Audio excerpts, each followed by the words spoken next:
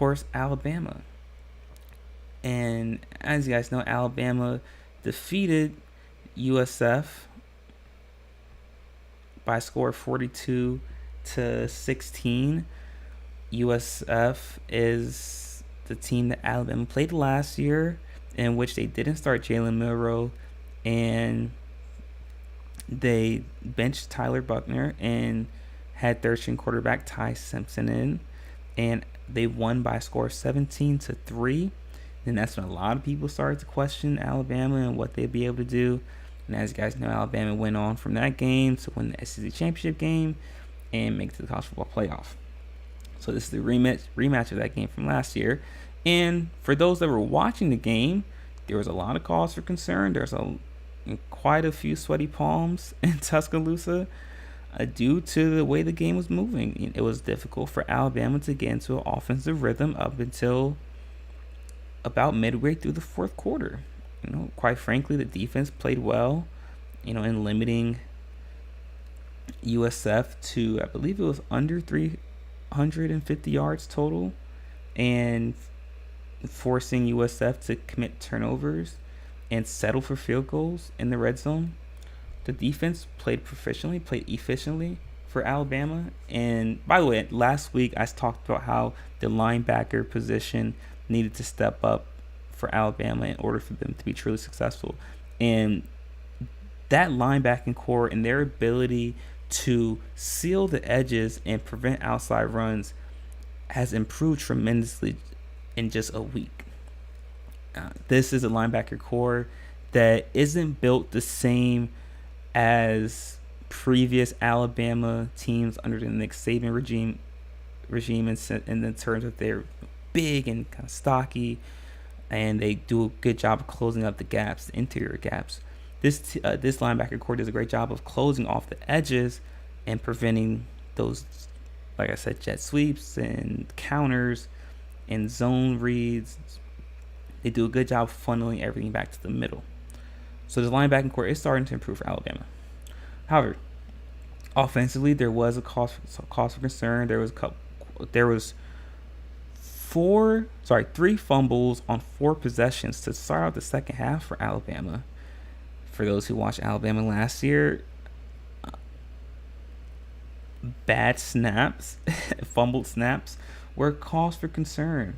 Huge cause for concern for Alabama last year.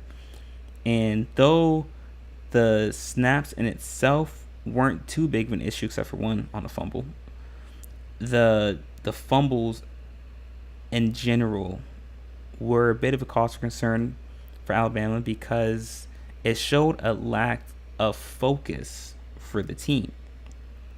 So if there's any question marks for Alabama, I would say that is the ability to focus, not necessarily fumbles and ball control in and of itself, but more so just focus.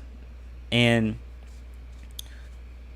what Alabama did show though offensively is that when they're in a rhythm, when they are able to move the ball, they move proficiently. And listen, in the fourth quarter, Alabama scored 21 points in 6 plays. If I'm wrong about that, one of you guys can correct me, but it was a number quite similar to that. A huge run, burst up the middle, was off the sideline by Jam Miller. A huge run by Justice Haynes, and a 16-yard pitch and catch from Jalen Milroe to Kobe Prentice. It really broke the game off for Alabama. And I know that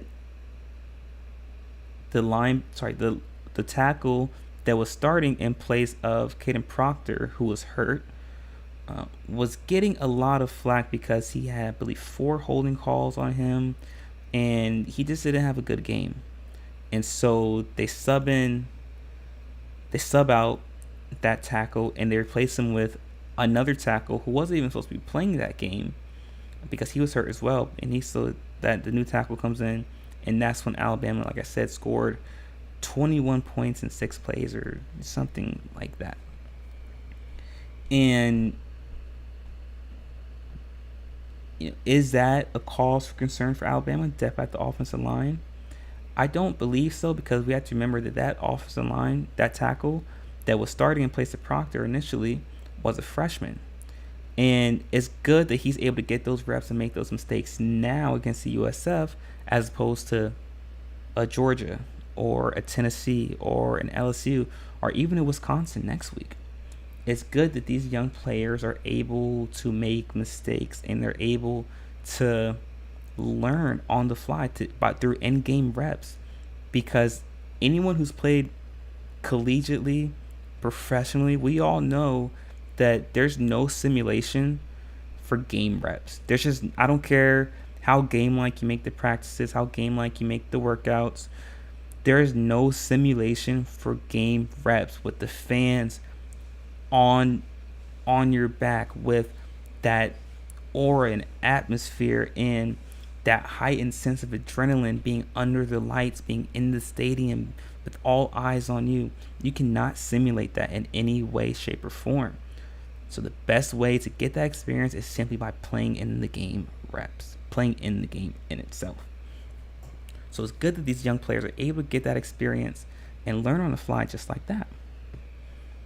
So is there cause for concern for Alabama on the offensive side of the ball? I don't believe so. Every team up until this point has had, blips where they perhaps have not been efficient on either offense or defensive side of the ball. I can, watching all of the top 5 teams play, they've all had moments where they didn't look as proficient as they should have been. So, not to make too much of it, I don't believe there's a legitimate cause for concern. Let's see how they play against Wisconsin this week. I believe then we can start to perhaps prognosticate and get a better approximation of where Alabama is at this point in the season. But for right now, great victory for Alabama, great performance by USF.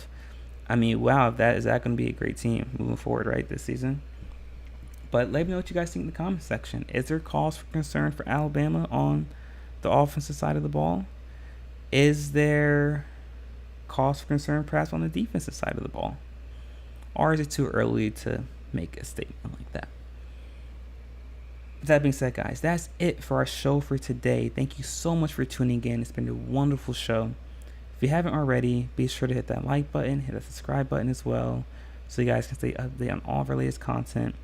None of this is possible as you guys are fans, and are so grateful and honored to have this platform so we can talk about college football as a whole. We'll be back again, guys, tomorrow with another college football show, and we'll be back on Thursday as well with an NFL show. So that being said, guys, keep you stay safe, be vigilant, make smart decisions. Until next time, peace.